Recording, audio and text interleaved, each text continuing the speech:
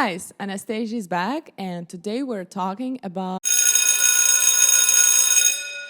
There might be some red flags in your CV.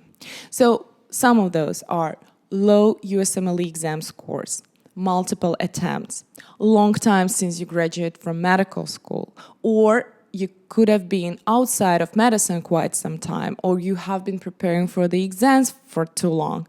So I will, further in this blog, I will explain you how you can cover up those holes in your CV.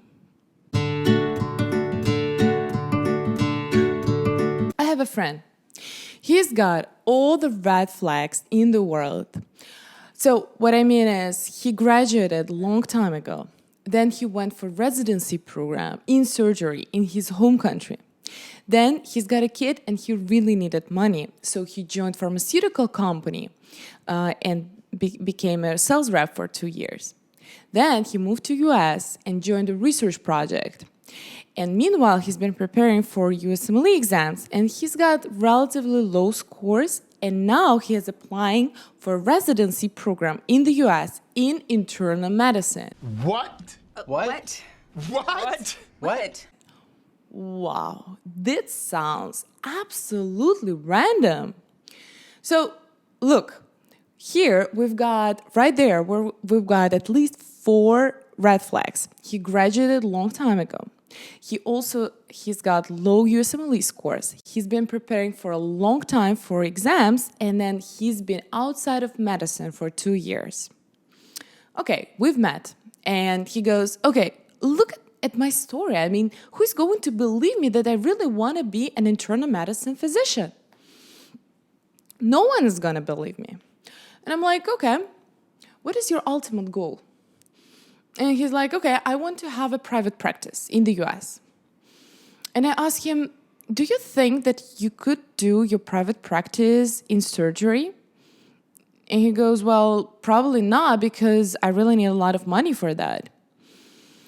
Do you think that internal medicine private practice could be a more realistic plan? I asked him, and he said, yes, probably.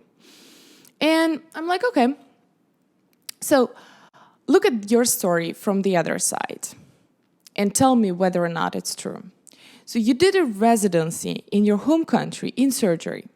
Then you decided to move to US and set up your private practice in the US. But you realized that you need some business experience in order to set up this practice. So you went for a pharmaceutical company to become a sales rep because you really needed this business perspective outside of medicine. You've got this experience, you spent enough time there, and then you joined research in the US to get experience from the research part in pharmacy. And now you have a complete understanding about the industry. And then you applied for internal medicine residency program because you want to be a licensed physician in order to set up your private practice in the US. Does it sound correct to you? He goes, well, that's exactly what happened to me. I'm like, okay, so your personal statement is your chance to show the program director that this is exactly the story that you want to tell to the program director and to other faculty members, that you did not waste your time. Your story is complete and logical and continuous, and this way is going to lead you to your ultimate goal. So let's talk about the multiple attempts. It's really hard to cover your multiple attempts in your personal statement.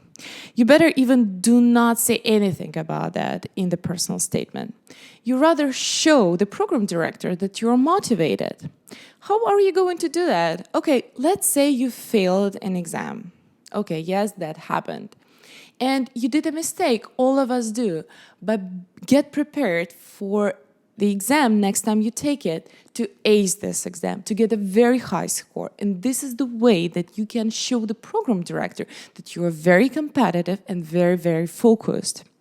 And please do not, if you're invited for an interview, do not explain to your program director that, well, I had some family issues, my dog died and stuff like that.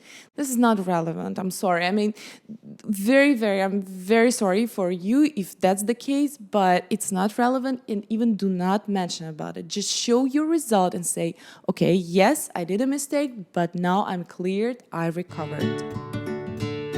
Guys, thank you so much for watching me. Please subscribe to my video blog on Parceed.